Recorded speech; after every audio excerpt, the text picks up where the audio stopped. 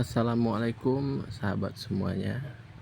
Kali ini kita akan berjumpa lagi dalam pembahasan soal uji pemahaman untuk semester 2 ya sahabat ya, kelas 7 ilmu pengetahuan sosial. Dalam hal ini saya menjelaskan beberapa item soal yang ada pada buku yang sudah memakai kurikulum merdeka sahabat ya. Kita mulai soal nomor 1. Dahulu kala di Pulau Sumatera ada suatu kerajaan bahari bercorak Buddha. Kerajaan tersebut mencapai kejayaannya pada masa Bala Putra Dewa. Kerajaan tersebut adalah kerajaan A. Kutai Martadipura, B. Mataram Kuno, C. Tarumanegara, D. Sriwijaya. Oke, bagi sahabat yang ingin tahu, ini adalah soal sejarah ya sahabat ya, sejarah kerajaan Hindu Buddha di Indonesia. Kita cek dulu option A ya, Kutai Martadipura. Ini adalah kerajaan Kutai ya, kerajaan yang ada di Kalimantan Timur. Kemudian yang B, Mataram Kuno, ini adalah kerajaan Mataram yang ada di Jawa atau di Pulau Jawa. Kemudian ada yang C, Tarumanegara. Ini adalah kerajaan yang ada di Pulau Jawa juga ya sahabat ya. Terkhusus itu di Jawa Barat. Kemudian ada D, Sriwijaya. Sriwijaya ini masuk ke kategori kerajaan yang ada di Pulau Sumatera, di mana Sriwijaya adalah kerajaan bercorak Buddha yang didirikan oleh rajanya, yaitu Eja Dahpuntayang ya, didirikan sekitar abad ke-7 atau diperkirakan 682 Masehi, di mana kerajaan ini banyak tercatat di manuskrip kuno sejarah Melayu ya. Ada yaitu Prasasti Kedukan Bukit ya. Ada juga beberapa manuskrip kuno seperti perjalanan Dahpuntayang ya menuju Minangkabau, itu ada di kitab Tun Sri Lanang ya.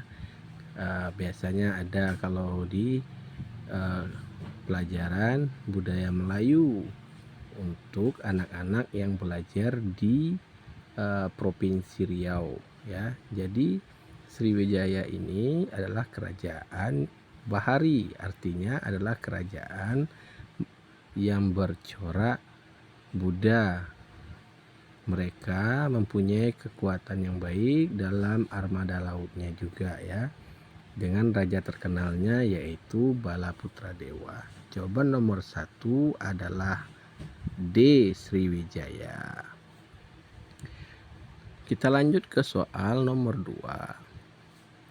Kerajaan Islam ini pernah menjadi penguasa tunggal jalur pelayaran di Selat Sunda masa kepemimpinan Hasanuddin ya. Kerajaan tersebut dikenal sebagai penghasil beras dan lada. Kerajaan Islam ini adalah kerajaan A. Demak, B. Banten, C. Mataram Islam, D. Gorontalo. Ini adalah kerajaan bercorak Islam ya, atau kerajaan Islam ya. Jadi kerajaan ini letaknya dekat dengan Selat Sunda. Tentunya kita juga harus tahu ini sahabat ya, Selat Sunda itu berarti selat yang memisahkan antara Pulau Sumatera dan Pulau Jawa ya sahabat ya. Mana kira-kira yang paling dekat posisinya sahabat? Dari situ Jawaban yang tepat untuk kelas nomor 2 ini adalah Kerajaan Banten ya, sahabat ya. Kita lihat Gorontalo itu jauh dari Selat Sunda. Demak juga cukup jauh dari Selat Sunda. Mataram itu sama dengan yang di atas, Mataram kuno. Kalau Mataram kuno itu Hindu-Buddha, sedangkan ini Mataram Islam sudah berubah menjadi kerajaan Islam. Itu berarti Mataram Islam ya, sahabat ya.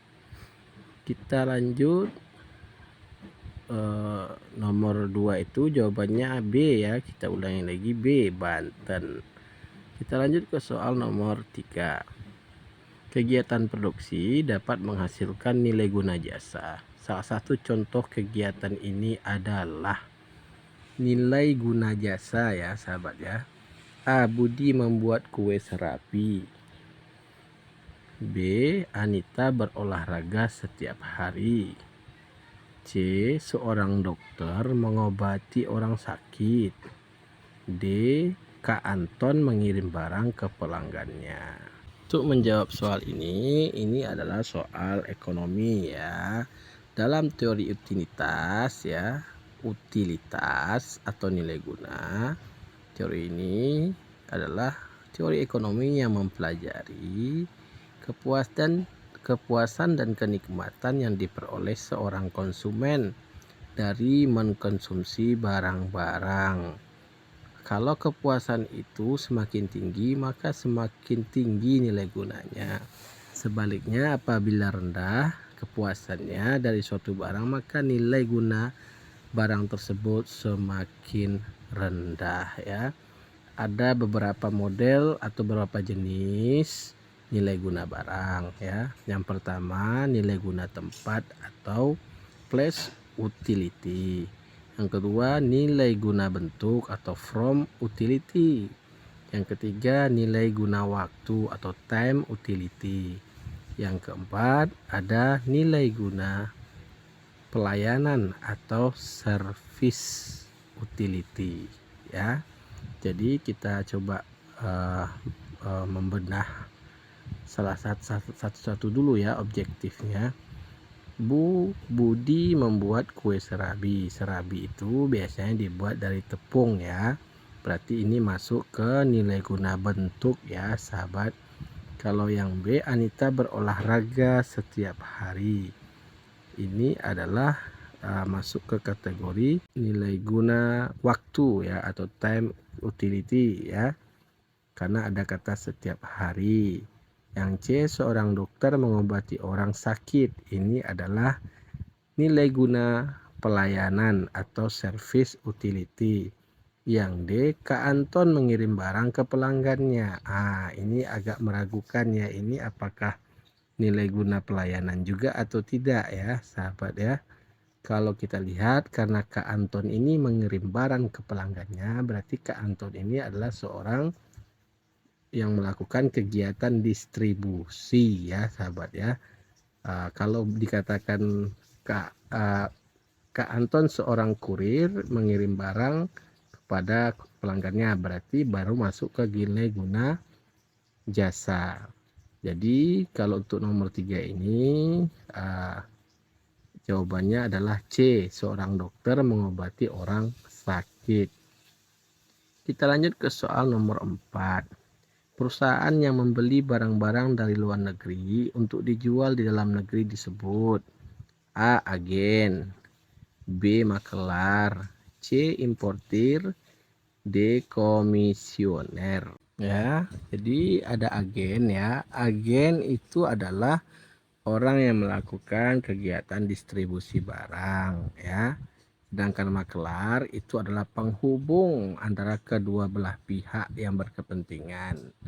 Ya, ada importir, ini adalah orang atau perusahaan yang melakukan pembelian barang dari luar negeri untuk dijual lagi ke konsumen di dalam negeri. Yang D, ada komisioner ya. Ini komisi ya.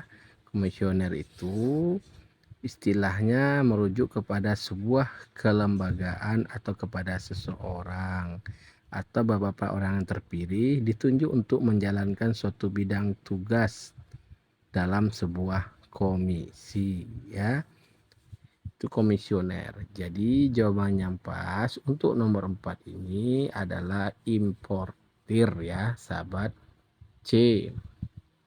Kita lanjut ke soal nomor 5. Pelaku ekonomi yang menyediakan faktor produksi seperti tenaga kerja, tanah, dan modal adalah A. Pemerintah, B. Masyarakat luar negeri, C. Rumah tangga keluarga, D. Rumah tangga produsen ya. Di sini yang ada dalam faktor produksi itu produsen ya, sebagai